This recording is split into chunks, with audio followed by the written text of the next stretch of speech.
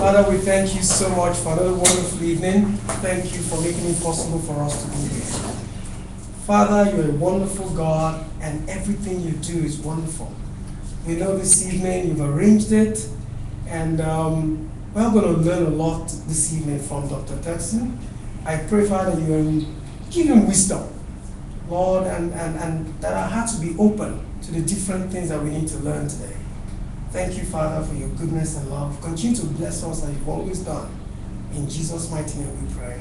Amen. Amen. Please be seated. Well, this evening we have a distinguished gentleman among us, and he's loaded. He's loaded with information. So today we're gonna learn how to survive in a volatile economy. And you and I know that our economy is volatile. Today you go to the market, you're shocked at what you see. The next day, it's even worse. And then it goes on and on. And so he's going to help us see how to survive in such a situation. So I'd like him to do most of the talking because he's the one that is loaded. I am here to simply say, here, Doc, teach us what we need to do. So ladies and gentlemen, please put your hands together as we welcome. Thank you. I'll stand. And I hope you're capturing me. I'm a teacher, so I'm used to standing instead of sitting. I met Frisborn, that's the name, isn't it? Yes. When I made a presentation about a month ago at the British Council. And after the presentation, I presented something about small-scale enterprises in Ghana. And so after the presentation, he approached me and said, I have this institution where we normally meet entrepreneurs, those who are potential entrepreneurs or those who are already first-time, second-time business persons. And every Friday we have an interaction. So would you be willing to come and speak on anything? I said, no problem, all that. Somewhere a few weeks ago, I was, Genevieve got in touch with me and said, wanted you to speak to the issue of how academia could help businesses to try and do well. And that's just this week, I'm like, oh, but let's see how we can help businesses in these times where it's not the present thing to be a businessman. And so I said, okay, that's fine. That's also a very topical issue. So I'm happy to be here today. I came here with another economist, Dr. Festus Turkson. She's here to see if I make a lot of sense and also add to it. So two heads are better than one. Yes. So she's here to support me. Surviving a volatile economy, the way forward for Ghanaian businesses. What I want to do, and before I start, I always do this when I speak in public, that the reason why I find academia very interesting is that anytime I speak on the economy, I see it as it is. And that's the economic freedom, liberty that I have. So even though you might not like certain things that I say, because now our economy has become polarized, I'm stating the facts as they are. I'm in academia. I can speak my mind as it is. So please, it's not about politics. It's about discussing what we all find ourselves in today. So I'm not here to do politics. I'm not a political anymore. I never want to be a politician because there are times that affect the way you reason and so on and so forth. Right. So that is the caveat on this presentation. Now these are the sections that I'll be discussing. I'm going to take you through a lot of data on the key macroeconomic indicators. And whilst I discuss the trend in these indicators, I will bring to your attention certain very important facts of our economy that directly affects your businesses or indirectly affect your businesses, for which even as you plan, you should always be mindful about these indicators. and it should be of prime concern to you as business partners. And I'll identify those key variables. I'll let you know the effect of the volatility in these variables on your businesses. Some of you are businessmen, I'm not, so you already know some of them. And then most importantly, I'll lead you on to show you some ways in which you can survive even in this environment, because there are people who will survive, others won't be able to survive. Now, these are key macroeconomic variables that are very important. Some of them directly affecting you, some of them not, but indirectly would affect you.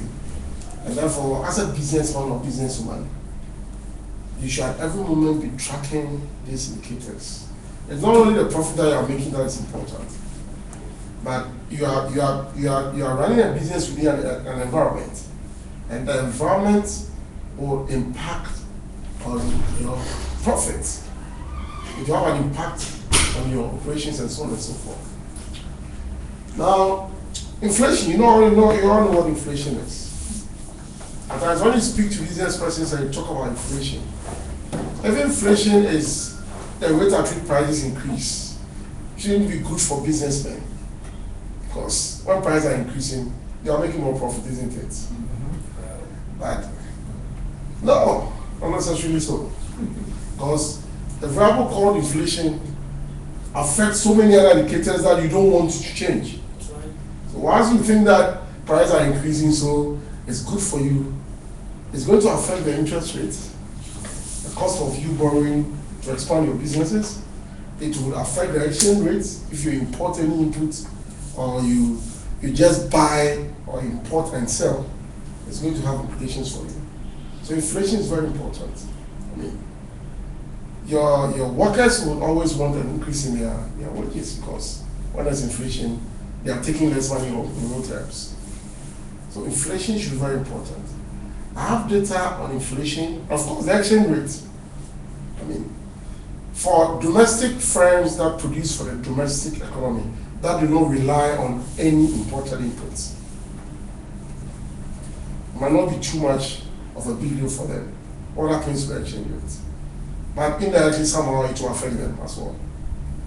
But for those of you who produce, or you want to go into producing anything that will require inputs from abroad, or you want to go into importing things to come and sell, the exchange rate is going to, it should be a concern. Right? The rate at which our currency either appreciates or depreciates will have implications for you in terms of your business operations. And then the last column, there's the Bank of Ghana policy rate. This rate doesn't actually affect your business. But the banks that you go to work with, to borrow from, are influenced by this policy rate. So if you find them there, it's just to show certain things, and then later I'll come back to what really affects you. If you look at the trend in inflation, the exchange rate, and the policy rates, I mean, the first part from 2006 to 2013 are year annual figures, so they're like annual averages, right? And then I intentionally highlighted monthly indicators from December 2013, because that is quite fairly recent. And over the past 4 months, a lot has happened in Ghana. Now you find out that we are doing so well with regards to inflation. You had a debate that went on somewhere in the year 2010, 2011 about single-digit inflation and all of that. It didn't mean that prices were not increasing. Prices were increasing, but the rate at which they were increasing had become slower, which is good. For you businesses, it helps you to plan, because prices are not increasing so fast, and so you can plan a year, 2 years ahead, and so you can take very useful, important decisions that would increase your profitability. But when they begin to increase, then it becomes a source of concern.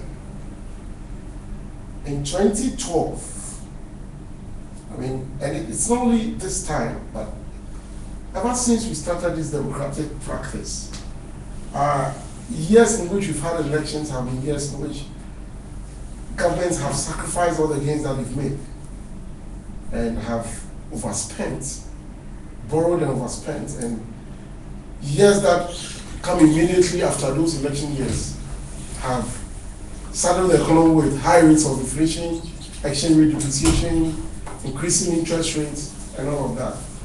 And normally when you speak to the economy, the politicians are always on the offensive. I mean, criticizing for saying things that they caused. Most of the macro indicators that we have that affect you, you don't cause them. It's government policy that causes them. And so we should always blame government for having caused those problems. And I'll show you why I'm saying this. So you see, for inflation, you find that, well, it's because it's a TV, so it's something that. You find out for inflation that from 2012, inflation has increased, gone beyond the single digits into the lower levels of the teens, which is fine. What has changed significantly is the exchange rate. And you clearly see that not long ago, as close as 2008, one Ghana cedi was almost equivalent to $1. And in just 4 years, it has tripled. It shows that any businessman who had plans in 2008, and those plans also included 2013, and the businessman invested and did whatever he did. In 2013, the businessman is going to face serious challenges. Now, even in 2014. When our economy has a rate of depreciation like we've had, monthly depreciation of 11% just in 1 month, from December to January, then it tells you that you cannot plan. And so, if you look at the top half, the black colored fonts, those are yearly rates of depreciation. 29% is not too good. I mean, if it's single digit, that is fine. Look at 2007. Our currency was depreciated by just a percentage. 2008, an election year, went up. And normally the impact of what you do in an election year, you see, overspending starts somewhere at the end of, if it's 2000, it starts somewhere at the end of 2007, it's into 2008. But the impact of that overspending in that election year is normally for a year afterwards. So you clearly see the depreciation that happened in 2009. Now, the government tightened up in 2010. That's what they normally do. They know what is right. But they are more interested in winning power than managing the economy. So it's not about management of the economy, it's about staying in power. And that's what you mean, and that's what they say. And then it began to increase in 2011. And look at that in 2012. The unfortunate thing is that in 2013, 2014, we are expecting that to start declining. But at the rate at which it's depreciating, if I look at the rate of change between this end of first quarter, let's say this and that, and I calculate the position, it will be a summation of what you have there. And so, if we are not careful and the cedi depreciates to a level that is even 4.5 cedis to $1 at the end of this year, that would mean that it would have more than doubled. That would mean 100% depreciation of the currency. When you say 100% depreciation of the currency, people say it's not possible. Something cannot depreciate 100% because it has to drop to zero. But it's possible. I mean, it's not math, it's possible. If the thing is 1 cedi and it has doubled to 2 cedis, and you know the difference is 1 cedi. So we say that it's a 50%. In terms of currency, no. What it means is that first I had 1 cedi, I could get $1. Now I need 2 cedis to get $1, twice as much. So even though you cannot have a 100% depreciation, a reduction in something, in terms of currency it is. Because you are looking at the rate of change, right? And that thing compared to where it was before you calculated a change. Yeah, that says, can we be asking questions as well? Ask God, you can ask questions. Okay, you use the figure, and I mean, some of these things, can scare us. Huh? I don't know if it was just, you said if by the end of the year, the 4.5. Sure. could it? Oh yes, I'll tell you why it's there. I'll tell you why it will. It will get there. It will get there. I mean, it will. Yeah. It will get there. I mean, it's our currency hardly appreciates, right? But given what we find now, and later on as I go on, you tend to understand me. I mean, you see, whether our currency stabilizes or depreciates depends on, at every moment, the supply and demand for the foreign currency. We are running a dirty floating system. It's called a band system. So that the managers of the economy have a band within which when our currency depreciates, they are okay. But if it goes out of the band, the central bank has to intervene to throw it into the band. So for instance, if it depreciates out of the band, the central bank has to intervene by supplying the dollars so that it moves into the band. In January, the central bank tried, it didn't move, and then they panicked. And then they came up with those policies, which is now a cause of what we are finding now. So it didn't really work. And some of us from day one said it won't work. It has never worked in any country when you pursue those policies. When the central bank decided that it was going to allow people to open foreign accounts, it was a measure to stabilize our city. Because what it allows you to do is for you to go and deposit your foreign currency with the banks. So it makes the banks have those resources to also supply to importers if you need them. But if you keep it at home, the banks will not have access to that. And therefore, when people go to them to demand, the demand will be more than what they can supply. And therefore, the currency will depreciate. I mean, it's just simple as that. And that is what is happening. So the idea that we were allowed to open foreign currency accounts and even go there and withdraw foreign currency was for us to have confidence in the banking system and then sell whatever foreign currencies that we have into the banking system so that the central bank and the banks could have access to those resources and use it to stabilize our currency. Now, with this rate of depreciation, monthly depreciation, how can a businessman plan? When we are talking about business plans, we are not talking about weekly plans. We are talking about plans where you plan for the next 15 years, next 10 years. This is what I'm going to see with my company. I'm going to do this, I'm going to do this investment in year 7, this is what I hope to get. But with indicators like this, it's almost impossible to predict. And therefore, it becomes very difficult for us businesses to, and if you are running a business that doesn't have a plan, then it's no business. I mean, you should be able to say in 5 years' time, I want to have employed 1,000 people. I'm going to open 2 or 3 branches, and this is what I want. You have an objective, and you work towards that. You can only be sure of meeting those objectives if the macro indicators are right. And therefore, it means that, look, if you look at what has happened to our exchange rate, nobody could have predicted that as a business person unless you are well versed in the economy. And so, even for institutions that were investing, these investment friends that we have, where you can send your money for them to invest, I mean, they couldn't have foreseen this. Nobody could have foreseen a central bank's intervention, for instance, because that has been part of the problem. I mean, nobody could have foreseen that the central bank will say now, when you have your money in your accounts, when you go, we will not give you the dollars, we'll give you cedis. If you need more than that, come and apply for it. Nobody foresaw that. But the mistake that they make is that people will still keep their foreign currencies, but don't keep them at home. And then when they keep them at home, you don't have those foreign currencies in the banking system. And now the banks are now gradually turning themselves into forex bureaus. Formerly, they display the rates there. Now when you go, they no longer display the rates like the forex bureaus. They will negotiate with you if you have the money, and then they exchange at a slightly higher rate. So that is what is happening. So with these rates that you find, it should scare you. You should be concerned. Now, if you look at the Bank of Ghana policy rate, these rates are all indicative. It tells us the objective of monetary policy, because the central bank is in charge of monetary policy. And the banks are expected to respond to these indicative rates. So for instance, if the monetary policy committee comes every 3 months to say, based on the outlook for the year, And what has just happened? You are increasing the policy rate to 18% the first quarter from 16%.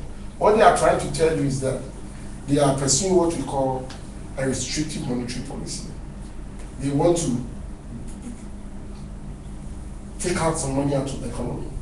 Because when they do this, they are asking, so it means that for you businesses, the banks are also going to increase their rates. Because you see, these rates that they have here are indicative of the rates that the banks, when they need money and they go to the central bank is going to charge them for money given to them. So once it's increased, also increase yes. Unfortunately, when it is reduced, the banks do not follow. So anytime it's increasing, it should be of concern to you. When they reduce, the banks will just keep it where it is, so that is fine. And because it's an indirect, it's a market system, the central bank cannot force them to reduce it. I mean, they use things like moral suasion, where they talk to the executives of the banks to tell, we are pursuing a contractionary policy, reduce your interest rates because we want investment to increase so that you can have investors come on board. So that is why I put this there. Now, so these are the very two important indicators that directly affect your business. I mean, for some of you, it's direct because you import all your inputs for production. And therefore, you see your working capital dwindling as the exchange rate depreciates. First, if you had $20,000, that was almost, so at this rate, $20,000, you needed about 20,000 cedis to get that $20,000. Now, if you want $20,000 now, so you needed 20,000 cedis. Now, if you want $20,000, you need 56,000 cedis to get the same dollars. Where are you going to get that money from? Where are you going to get that money from? So for you businesses, the exchange rate, especially those of you imports, is very, very important. Now, this is just a trend to show you that one very good thing about the bank policy rate is that the bank's monetary policy is geared towards controlling inflation. So they change the policy rate in line with inflation. And you can see that these two are moving together, right? So it clearly tells you that anytime inflation is increasing, they expect the central bank to try to tone it down by increasing the base rate, right? And then so the banks are also going to increase their interest rates. This is just to let you know how you can monitor some of them. Yes. Yes, doctor. I mean, I want to see how this affects my business. Sure. As an insurance broker, Yeah. I'm sure you have an understanding of the Sure. insurance broker business. How do these indicators affect my business? I mean, for instance, if it's a life insurance policy, right, you are taking the resources and presumably you are an institutional investor, are going to invest those resources because maybe I'm 30 years, I'm going to need the money in about 30 years time. But you are not going to give me exactly the amount of money I gave you. You are going to give me much more than that. And how do you get the money? You have to invest and be sure that by the time I'm ready to make claims, you can pay those claims to me. Right? It could be life, it could be motor, whatever it is. Now, so insurance companies are investors, they also invest. So anything that affects investors, as I speak, should affect you. Although you're a broker, you might be doing a business for another insurance company. The impact of all of this is going to affect your mother company, and therefore it will affect you. That's squeezing. So they begin to squeeze you. I mean, you're also going to find it very difficult to get business because if I'm feeling the impact of inflation, I don't have that. You know, these insurance policies, most of them are for saving purpose, isn't it? So if I'm not having enough money to feed myself, I cannot come for insurance. So indirectly, it is going to affect you as a broker in terms of businesses and in terms of your mother company having to meet its commitments. And you find out that it's not going to be easy for them. Right? And for those people who are well informed, who might even want to buy policies like that, if they know about the economy very well, they'll find out that it's not even in their interest to come and buy those insurance products. Right? So it will affect you. So as I go on, if you think that I'm doing business and you don't see what I'm getting to, just alert me. But I'm going to show you how it's going to affect you. This is just looking at the indicators. Now you see the rate at which our currency has depreciated. If you didn't see the figures, this is a picture or a diagram to show you that. So in 2007, 2008, you notice the increase after that. And then they worked so hard to bring it down. It began to increase to the election year. It started increasing up to the end of December. These are yearly figures, so I cannot go on and track it. That's why I put the red line here. It doesn't mean that the rate at which our city is depreciating has declined, because these are monthly. When it's aggregated to yearly, it's going to go up there. So the line there is just to let you know what is going on. Is it clear? Yeah. Sure. So that line here separates the yearly with the monthly. Okay, so the fact that it's told now, as if you compare to this, doesn't mean that our currency is doing worse. It's doing much worse. I mean, so that's something that I want you to take note of. So this is the same. I mean, in terms of the actual, but you don't really need this. Now, there are other things about government budgets. That is the cause of all our problems. There are other things about the government budget that will affect your businesses, and I'll tell you that later, but I'm going to show you where all our problems have started coming from, and why some of us believe that the only way we can get around this is if government does something. Countries have been in such situations before. The US not quite long ago were in a recession. Things were not working well. They got out of the recession. The UK, same. We will definitely get out. It's just that this, for us, when we are getting out of our situations, we need some development partners to come and help us. We cannot do that on our own, because we are not that wealthy to do this. Is it wealthy or poor? Both. Wealthy in terms of we don't have the resources at times to get out of the situations that we find ourselves.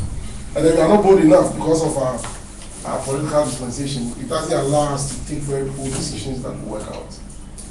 We are only able to do that just after an election year and the second year after an election. But then 2 years before the election, we begin to relax them.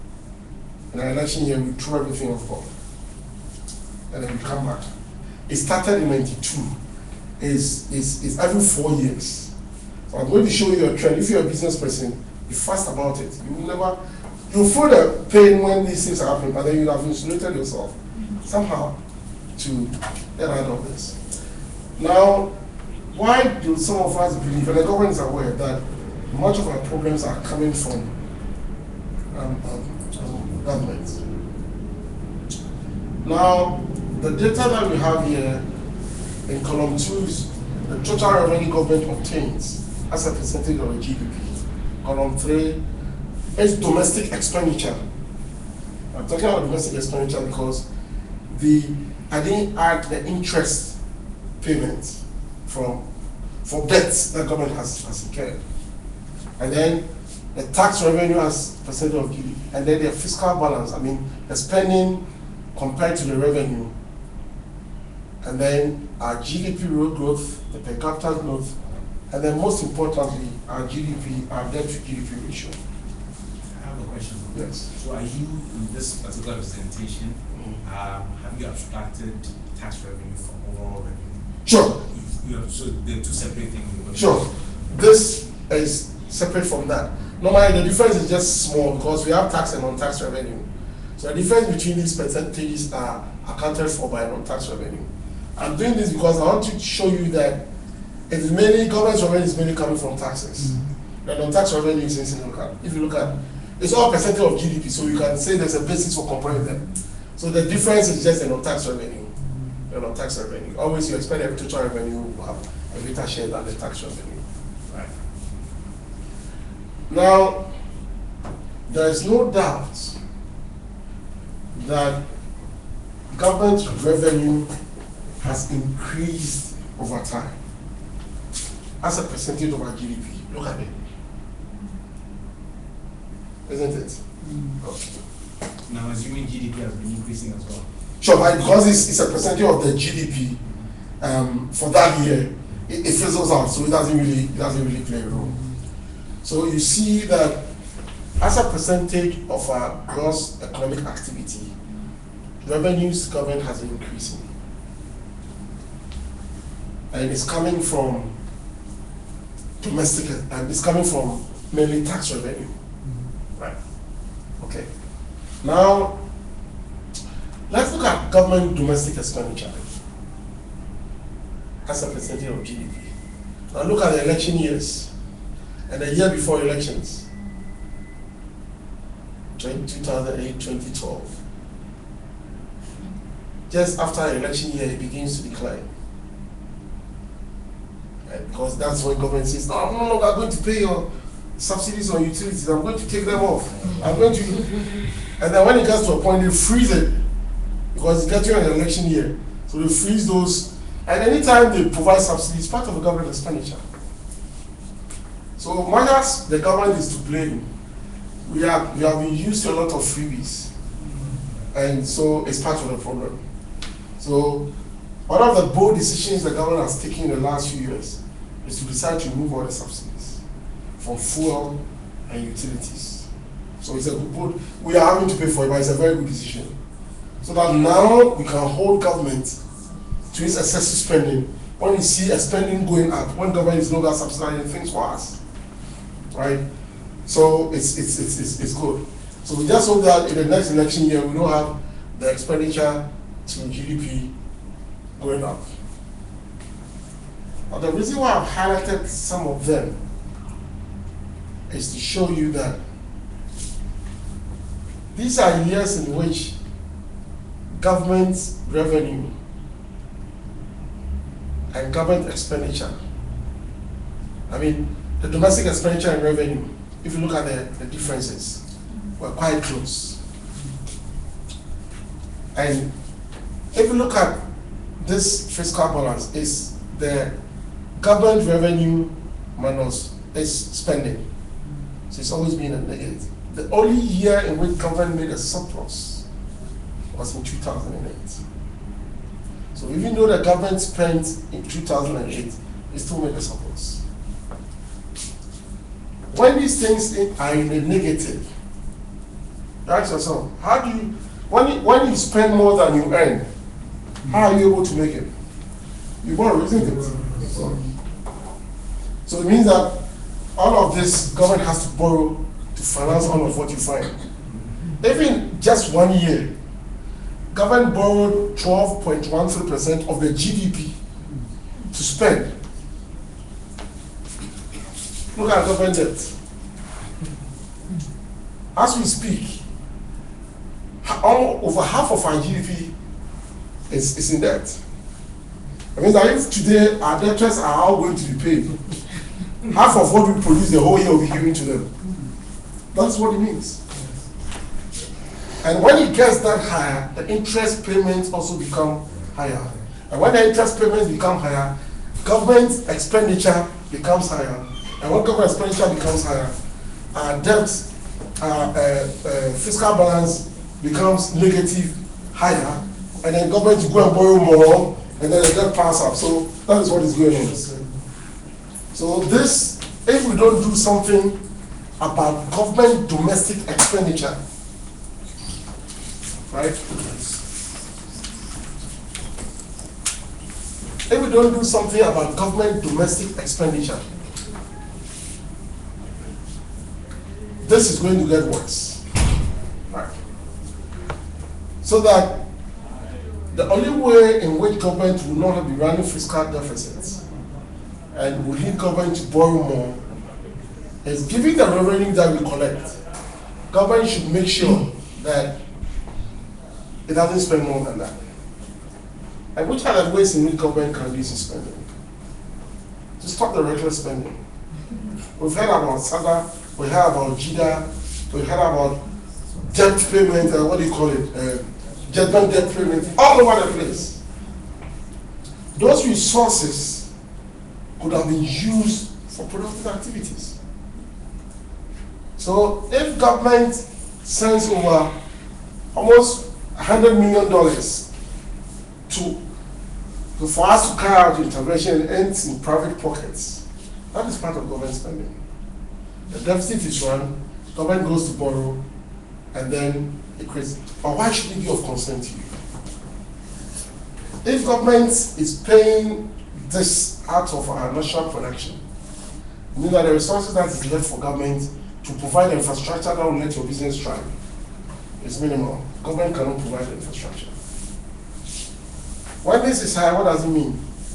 It gets to a point when your debt to your GDP ratio, if it's very high, it shows an indication that you cannot pay back your debt. I mean, when Ghana went to EPIC in 2001, that was the indication that we couldn't pay our debt. And a lot of it was written off. So our debt to GDP ratio was about 12% at that time, afterwards. In just 12 years, look at what you've got into. It will get to a time when you have to go EPIC again. But this time when you go EPIC, they will not cancel our debts. When you go EPIC, they put a tag on you that you are highly indebted poor country. And therefore, if any commercial entity will give a loan to Ghana, it is very risky. So the interest rate will go very high. So it means that as we go on to promise things that we cannot deliver, because, and you see, it's not their fault. It is every government. I'm not holding this thing for any government. Every government now, and even those in opposition, are also promising you things that they cannot deliver on. And the poor businessman who has nothing to do with what is going on is later on going to feel the impact of that. I'm going to show you another table that is very important for you. So you see, when government runs fiscal deficits of that sort and they keep on borrowing, you ask yourself, so where did government get these monies to borrow? Some of these debts are borrowed within the domestic economy. The money that is there for you businesses to go and borrow to expand your businesses, government goes for the money. And when government goes onto the credit market to borrow, government will get it. Not because it's government, because government is the safest borrower. When government borrows your money, you will pay. So almost anybody who has money to lend will be willing to lend to government. That's why government should not go onto the credit market to borrow. Because when they do that, they crowd out businesses like you. You cannot pay that interest rate that the government is offering. Now, the treasury rate has hit 24%. So you cannot go and compete with government, because if government, the safest borrower, is paying 24% interest, if the bank will lend the money to you, it's going to add the risk component because you are not a safe borrower. And so interest rates, and I told them at that time I had a presentation. I mean, I was in my office and my bankers called me. He said, "Oh, you've been asked for about 20 years. We have a big person for you. And you should have learned to see excitement." I said, "Wow, what is it?" And then you have a loan for you of 100,000 Ghana cedis. And you are saying thank you. So I thought you were going to tell me a loan with interest of about 10%, so I can quickly run. I'm going to use it to buy government loans.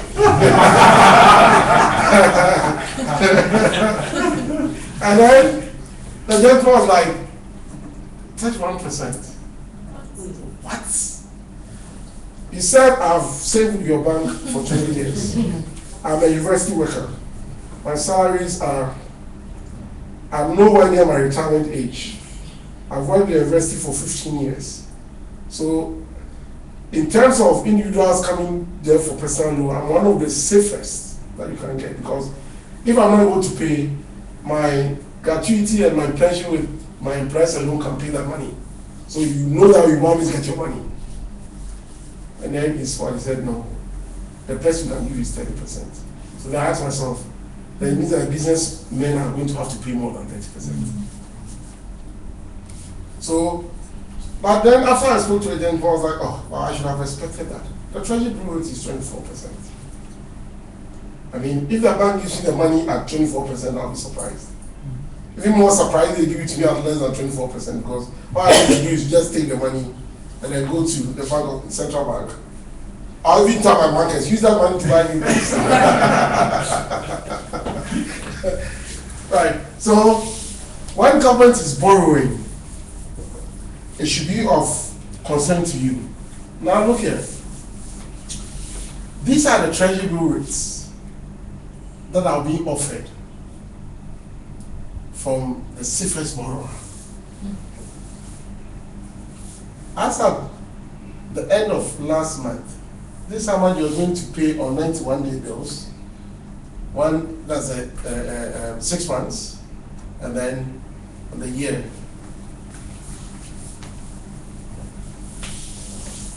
Which tells you that you cannot go to a credit market to borrow. No business venture at the moment, given the rate of depreciation of our currency, will be able to go and borrow at a rate which will be plus about 10% of this. Make enough profit to pay this interest and then have some profits back. No, it's not possible. I mean, when you compare what other businesses elsewhere go through, for instance, if you're in the UK or the US, interest rates are just, UK's interest rate is just about a percentage. I mean, so you can borrow money for 10 years, invest the money. If you make a profit of 10%, you can pay back the loan and have more. And it's possible here. I mean, why should government borrow at this rate of interest when it knows that our economy is driven by our private sector? And when it does that, it's going to crowd out the private. It's because our government is in distress. Shut up. Anytime you begin, and when our interest, this rate gets to about 28%, people stop lending to the bank, government, because it shows financial distress. You are distressed. It means that you need the money by all means. And look at the dynamics that is going on. Normally, when government wants money quickly to spend, the short-term bills pay a higher return than the long-term ones because they need the money. And now, when you find out that the government's long-term bills have a higher return than the short-term bills, it means that the government cannot, in the immediate future, service those bills. So it wants to postpone what? The payment. You get it? So if he's buying short-term bills, it means that the government is okay. So he just needs the money to spend. The short-term, your interest will be paid.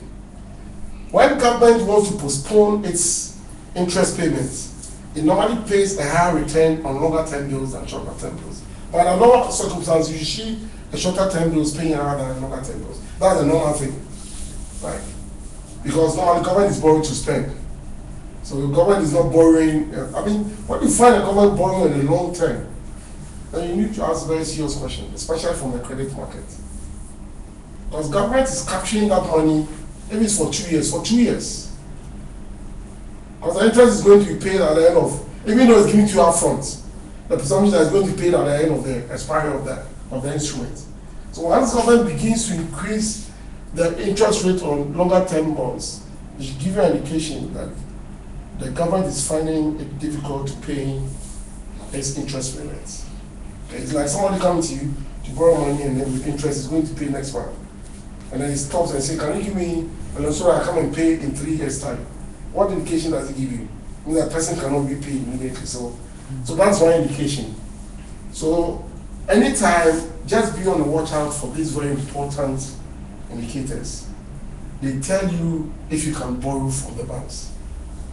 No bank will give you a loan with interest rate lower than this. If you are 24%, some of you find it very difficult to borrow.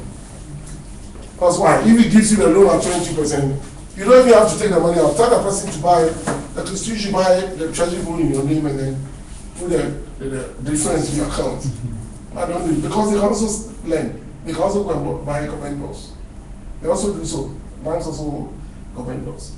Now, so you should always be looking out for indicators like that because they are going to affect your businesses indirectly because they affect the bank rates that they normally lend to you. It's definitely going to be plus the rates that they lend to you plus their profit margin and all that. So it's definitely going to be above this, right? So you need to also be tracking this so that if you track this and you know what is going to happen, you can quickly insulate yourself. If the interest rates begin to increase and you find government deficits increasing, and you tell the government is going to resort to domestic borrowing to make up for the deficit, if you want to go for any loan in future, go for it at that time because you pay a lower rate. Because when you go for the loan, you negotiate the rate. So what happens tomorrow is none of your business. I mean, if it's giving you at 10% and tomorrow it's 50%, that's none of your business. You are paying the 10%. So if you know, at times it's even possible for you to go for the money at a lower interest rate and invest in something else that is paying a return than the business that you are doing. I'm going to tell you how to also try to diversify your investments. It's not only, I know it's not a good advice. At times it's better to stop production in the interim and then do something else. I mean, I hear businesses have closed down and they're rather importing. Well, why not? I mean, if they import, the stress of production and power and all of that crisis coming in, what's the big? If you have a factory, just close it down. If you have working capital, go to China, buy what you want to sell. Use your factory house as a warehouse. Keep them there and sell. It's better off. They are better off. I mean, doesn't that make the situation worse? it does, but you as a businessman, that's why I say it's not a good advice I'm giving you. As a businessman, it's a way to insulate yourself from some of these things. And some businessmen are doing it. And they'll tell you that they are making much more than they are. If it remains for a longer time, they are sure that they're not going to go back to their own businesses. Right? And it's not a good advice, it's true. But I mean, I'm here to let you know some of the ways in which you can legally do some of these things, even though it doesn't help the economy. Now, this is just indicative of how the economy is doing in terms of, for those of you who are into various sectors, this is how bad the cultural sector has gone. We are having a decline in the cultural sector's contribution to GDP. At times, it follows growth patterns that have been observed over time. I mean, when the economy begins its early stages, the agricultural sector is the mainstay. After a period of time, industry takes over, and then after some time, the services sector takes over. But industry takes over when the agricultural sector has been well organized and is doing well. So it's supposed to supply the needed materials to industry. And once industry has also thrived very well, our production economy is going to be based on the services that industry will be making use of. So even though Ghana's pattern of growth seems to be following that, it doesn't really, the opinions doesn't really tell the normal growth patterns that we need to. Because the agricultural sector is not doing well. So if industry are taking over, the raw material base that they needed for production is no longer there because it's doing badly. Service sector has taken over. The industrial sector should be doing well. Our industrial sector was not doing well. Don't get so much convinced about this. 2011 was the year we started our production. And our production is part of the industrial sector's output. So when we started our production, it was a huge jump. So right from 2010 now, look at industrial sector, negative growth. Agric, negative growth. It also follows some pattern. We call that a dark disease, where the economy really focuses all its attention on the newly found resource and then forgets about its main sector that is driving the economy. And that is partly happening in Ghana now. I mean, you should respect it. But for you as businesses, wherever you find yourself, you need to also, every time, when the budget is being read, look at the growth that is coming from the sector in which you are doing business. One, for banks that give credit, they are looking at sectors that are growing. It's also part of the things that they look at. So somebody in the service sector, if the service sector is growing, look at its share of GDP. That firms in the service sector are thriving, they are doing well. So they might easily get loans, and you in agriculture, you don't. So don't just run your business as if what is happening is not of prime concern. You should be concerned if you are doing agricultural production as a businessman. Yes, it's good for you as somebody in services. Industry looks good, but it's because of oil production. Sometimes in some economies, when they are projecting some of these figures, they project minus oil. And then, because oil is an exhaustible resource. Ghana's oil is going to be exhausted in 20 years. The oil find that we have. That's what they say, 20, 25 years. So when it goes off, what happens next? They are going to come back to the economy without oil. Right? So it should be of prime concern to you. Okay. Now, so why should you be concerned about the statistics that I've shown? Some of them I've already said that I'm going to go through them. You should be concerned, yes, because rising inflation affects you. The city depreciation or appreciation will affect you. Rising policy rates will affect you. The rising treasury bill government bills will affect you. And the worsening fiscal stance, that is the budget deficit, the trade balance, and debt stock will affect you. I'm going to quickly run through each of them, how they affect you. What is the effect of rising inflation on your business? Let's reduce sales. Because when there's rising inflation, prices are increasing, isn't it? So you go, whatever you produce, you used to have so much sales every month, now it's declined. You should expect it. And therefore, when this happens, there are two things that either happen. You have to reduce your prices to sell more. And that will mean that you are squeezing your profit margin. It's expected. I think that's the first thing that in such an environment, that's the last thing that you should be looking at. Maintain your profit margin. At times, when your environment is very competitive, it's even good to sell at no profit, to keep some of your customers, hoping that when things get well, it's not a really good thing to lose your major customers to another competitor. They might not come back, right? So, as much as you have made profit, that's why that's the bane of most small companies in Ghana. When the profits are huge, that's why you want to buy the best car in this world to drive. You should know how to retain some of your profit in your business. Use it to expand your business. Or instead of buying a new car, use that money to invest in a long-term asset. So that when you get in situations like this, you can go and the return that you've made on it, you can go and rely on it to survive. Right? But we don't do that. And when it's good, you should ride in a good car, you should live in a posh house, and so on and so forth.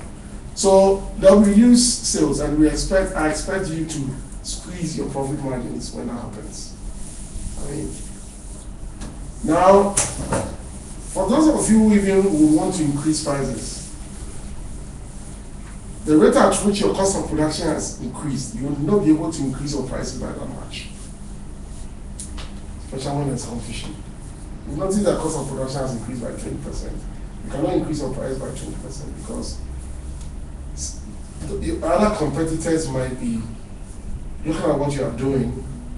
And you see, when you are able to drive your competitor out of the market and you make the market more uncompetitive, it inures your benefit, because what it does is that you now have a company leaving the industry, and then these customers will either come to you or other companies you enjoy.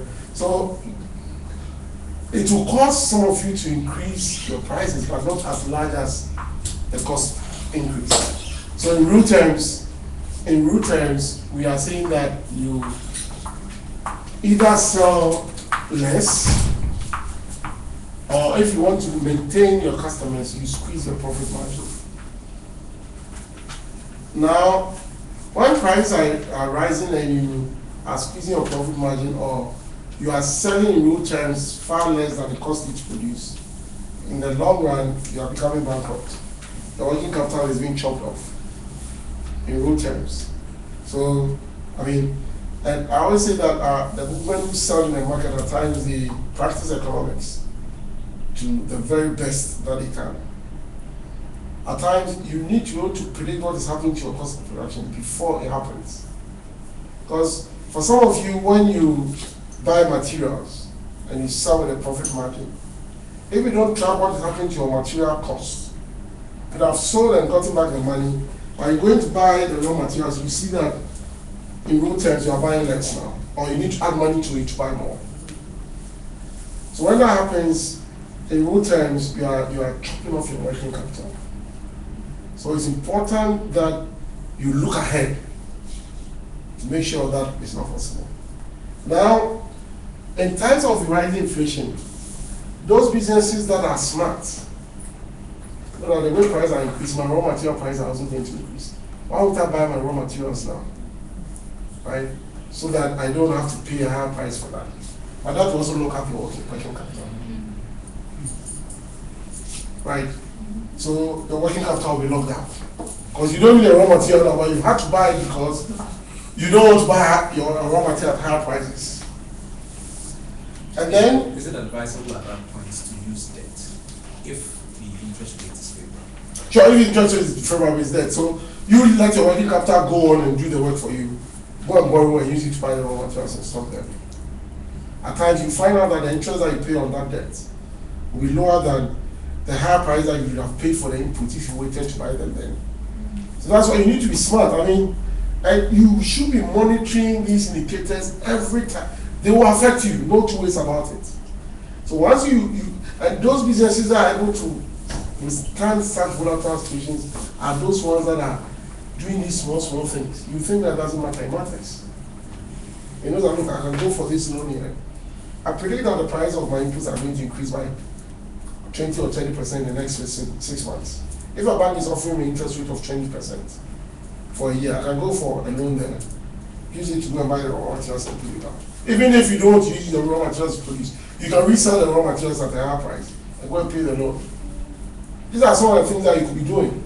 To be stocking things that have potentially prices are going to increase, rather than wait for them to increase to go and buy them. Right? But it will lock up your working capital. So if interest rates are very low, like he said, like someone said, you can go for debt to buy the raw material so that you do not get. It will also increase the cost, nominal cost of borrowing. There's no doubt about it. I mean, I always tell my students that, I mean, yes, you are students, you are not working. That's what I said to them. I don't even know why you open savings accounts, because the banks normally will make sure that the interest rate that they charge for the loan is higher than the inflation rate. Because when banks are lending to you, they are lending to you at a rate we call the real interest rate, not the nominal ones that you see. So you go onto their board, they say, oh, we're lending to agri sector 26%. That is nominal interest rate, that's not a real interest rate. But you should be concerned about the real interest rate. Because when you go to invest, you are concerned about, in real terms, what you get, not in nominal terms. Suppose you walk to a bank, let's say how 100,000 is, you walk to a bank. The bank says that, okay, deposit the money in your account, we'll pay you 20% per annum for the money. At the end of the year, inflation is 25%. So you go for your money with a 20% interest. But at that point that you go for that money with a 20% interest, it can buy you fewer goods than that 100,000 that you sent to them at the beginning of the year. So because of that, when there's inflation, the nominal cost of borrowing also increases. Because if the banks do not increase their savings rate or the amount of money, the interest they pay for those who give them the money, those people will not bring the money. So they need to pay them a higher interest for them to bring money when there's inflation. And therefore they are going to charge you a higher rate. So it increases the cost of borrowing. So once inflation is increasing, these are what happens to you as businesses. Let's reduce sales, lock up your working capital if you want to buy your raw materials earlier than you need them. It's going to increase the cost of borrowing. Most importantly, it becomes difficult for you to plan or to execute your plans. Like I said, if you had a plan this year and you have devoted some money into, you have invested some money into any investable resource, and you are going for the money this year because you thought that you could build a small factory at this amount of money, you cannot execute the plan this year. It's not possible. The input price has increased because of depreciation, because of inflation. So when there's inflation, you cannot plan or you cannot execute plans that you've already put in place and you want them to execute this year. Because the prices at which you put on those plans are no longer realistic prices because of high inflation. You can also plan now because when there's high inflation, you don't know what is going to happen in the future. And therefore you cannot do any meaningful plans. You cannot do any budgets for 2-3 years time what is going to happen because of inflation. Because you are unsure about the cost of the inputs. And if you are a businessman and you are not looking at what is going to happen next year in 2 years time, then you are not into this year's business. You need to plan. It will also increase the labor cost. Your workers will ask for more pay. And why not? The cost of transportation has increased. And so And when you increase their labor costs, some businesses who want to maintain their profit margin will have to increase the price.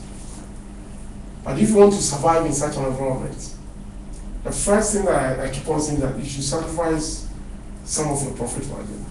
If your profit margin has been 20% and you are not running on a debt, it's money that is invested, that's fine.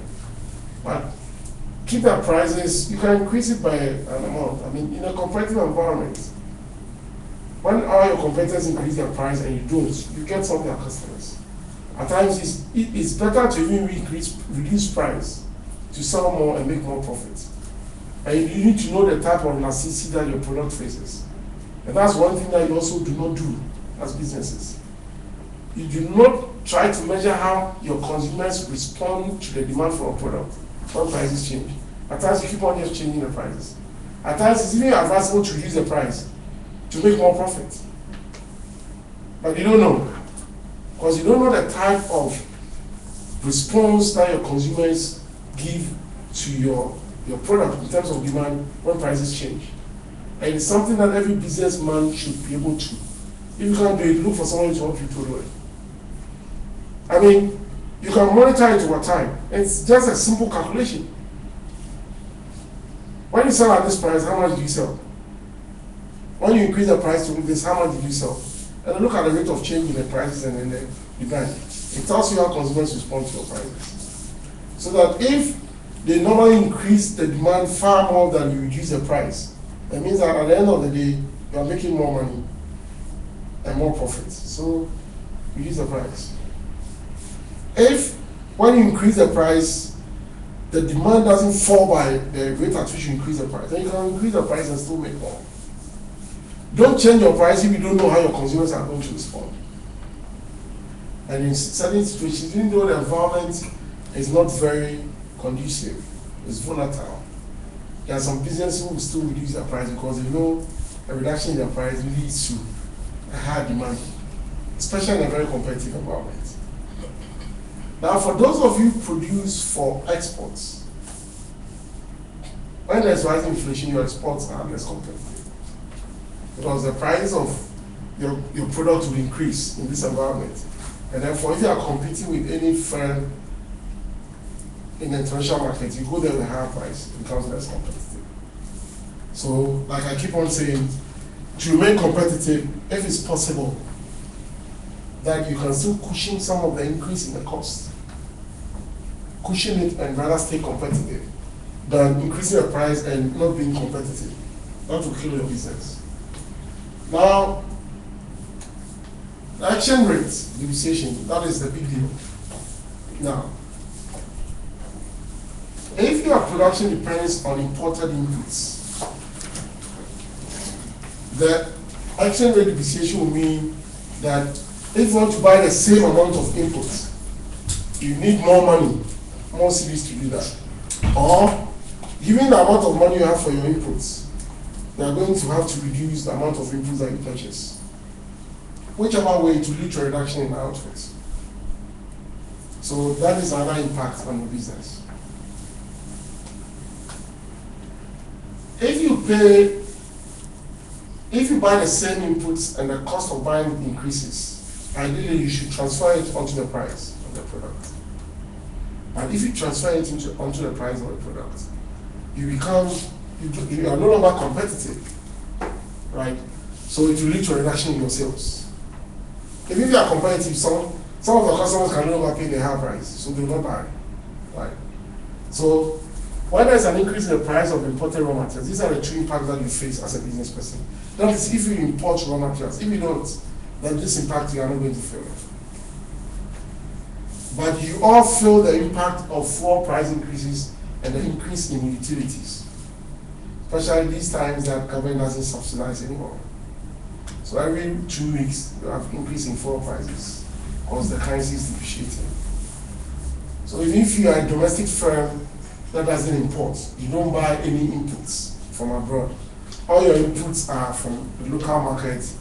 You don't mind about the exchange rate.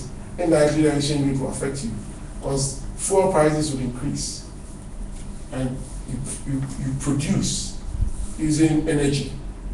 Therefore, when fuel prices increase, the cost of production increase. The exchange rate depreciation also increase the cost of borrowing.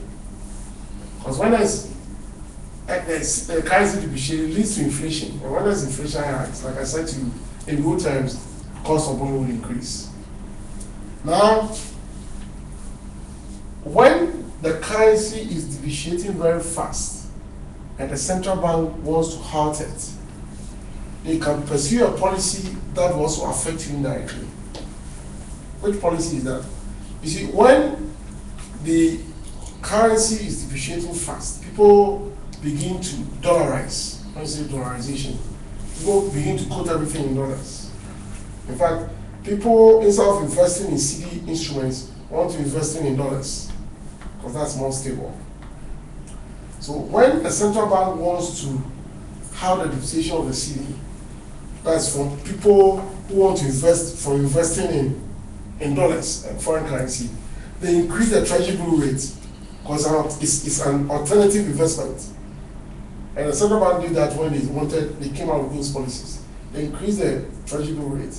So that those people who are investing in dollars and just keeping the dollars there as investment, they could now change their dollars into treasury. I mean, I remember somewhere in I think in 2006, when the currency was stable, that was 1.07% depreciation. My professor, one of my professors who happens to be a mentor, he used to have a lot of money, dollars in his account, and then he went to his bank, withdrew the dollars, changed them into CDs to buy treasury bills. Because the treasury bill was higher than the rate at which the dollar was depreciating.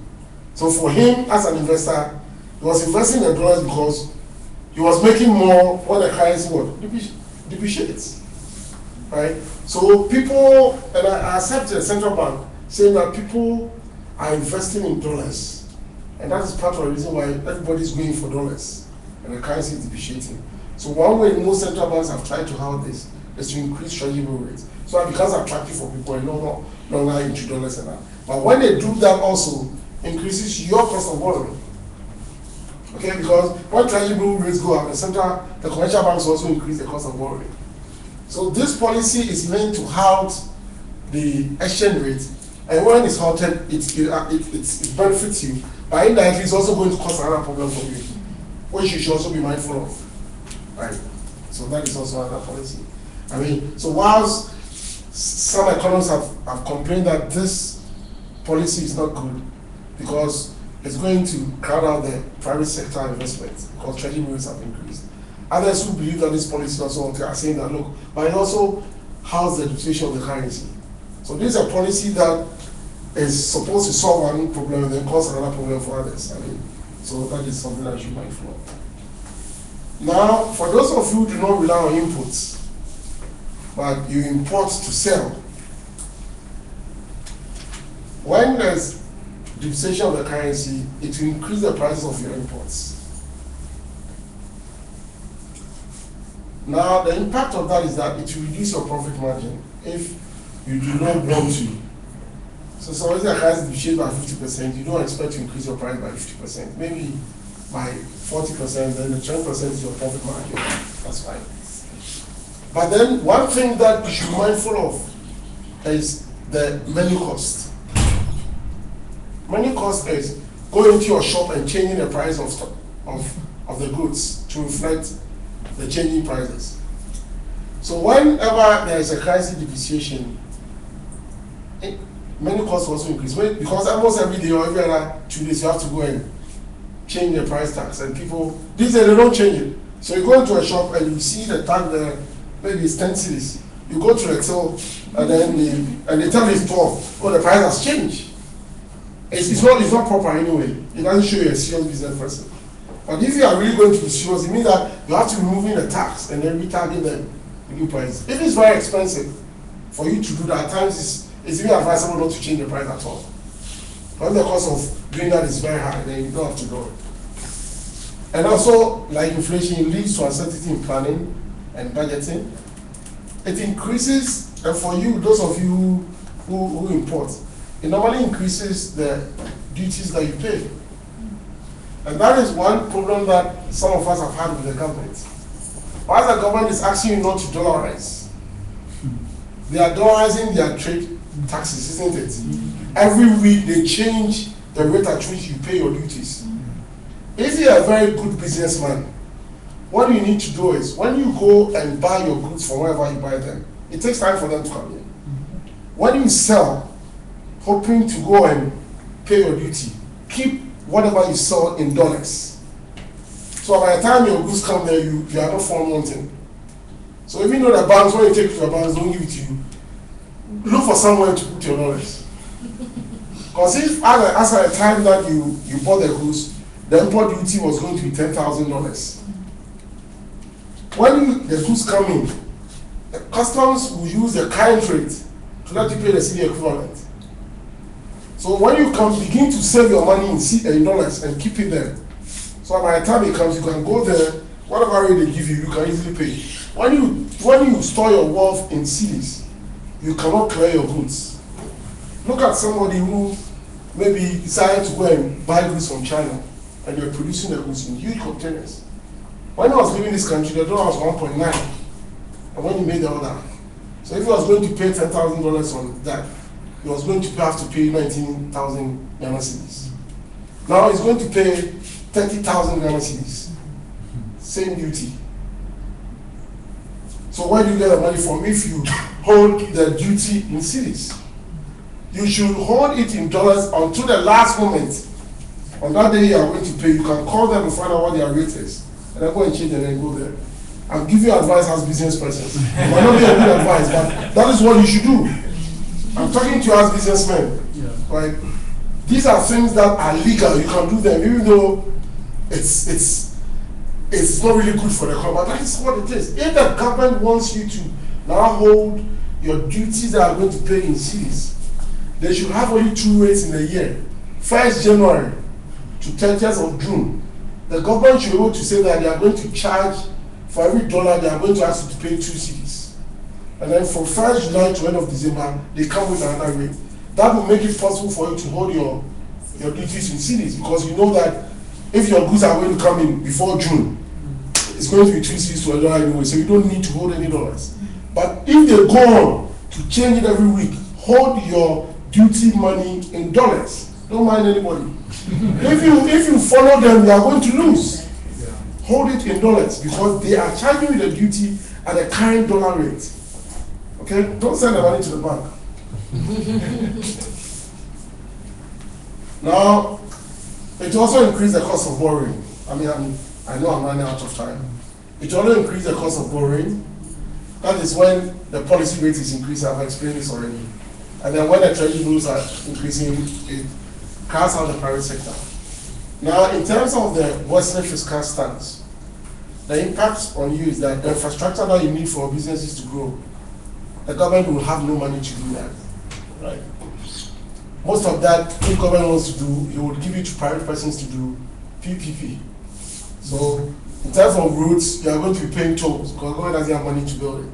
Right? Because already running a huge deficit, and so on and so forth. It's also going to lead to an increase in the cost of borrowing, because when government is running a Western fiscal stance, it borrows more from the market to fund that deficit, and then it will increase the cost of borrowing. It will lead to inflationary pressures. Increasing government spending leads to inflation because it increases prices as well. Okay. Now, how do you withstand these?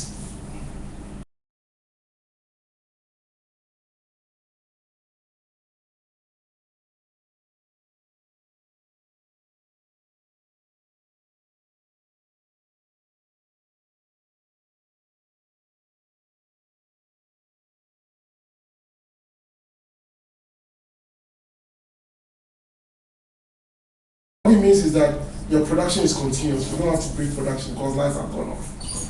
Some of your workers are paid monthly. It's not how much hours they produce. So whether you produce or not, they are going to pay them. So rather than keep them sitting there, try to find ways of trying to get around this.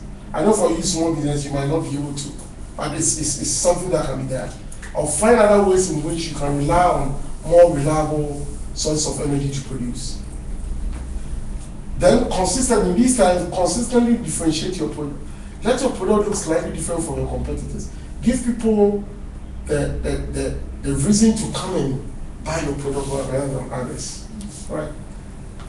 When you do this, you can increase, once there's increasing demand for your product, you can increase the price because people, and in these times, people are making it even though the environment is not good, because they have created a slightly differentiated product. Don't be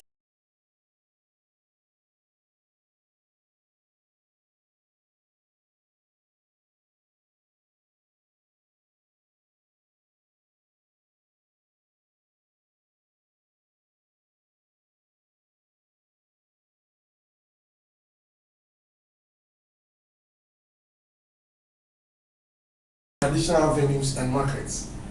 Now look for new markets. Don't be too comfortable with your comfort zone. Now the economy is not doing well. Prices are increasing.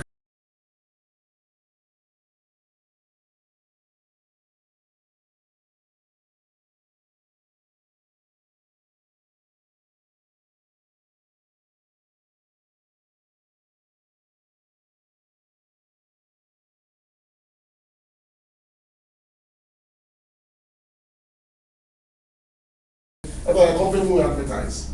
It's simple as that. So if you see a company and you used to hear people say at prime time, you hear these small companies advertising mosquito coils. How much is mosquito coil sold for? 20 pesos. How much money do they make for them to run these prime time adverts? Any company that runs an advert for 20 million is hoping to get more than 20 million. The company will advertise. It's simple as that. So also try as much as possible to look for new markets. Try to market your product. If it's food that you are selling and you don't want to send it to the banks, see if you can send it to other institutions. Try to look for, to increase your demand, because in these times when inflation is high, demand is not really good. So you need to make an extra effort to bring people to come and buy your product. And then explore very cost-effective, profitable, non-traditional avenues for funds. If there's something that you can do to some of your operations to reduce the cost, you can get some extra funding to support you in these times that things are very hard, right? So try ways in which you can cut down on some of your, you can be efficient in cutting down on some companies are very inefficient because they know that whatever happens, the consumers are going to pay. Supposing the consumers will pay whatever price, if you save some of the cost, that money is available for you to retain in your business. So try to look for cost-effective ways of looking for avenues for funds. And then even for raw materials, if it's possible to form partnership with the supplier of the inputs. Integrate. When you say vertical integration, go into your supplier of the input and say, look,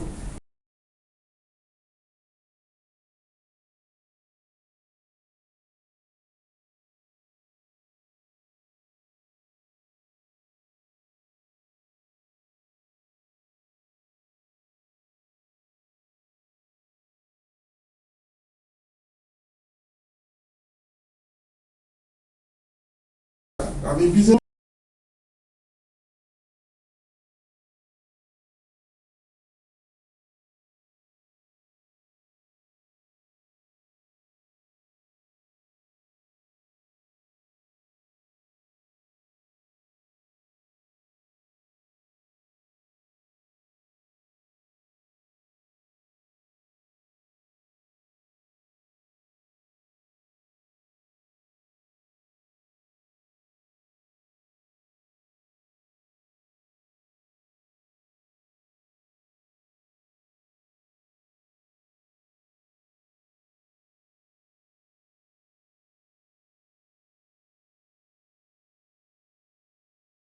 Companies like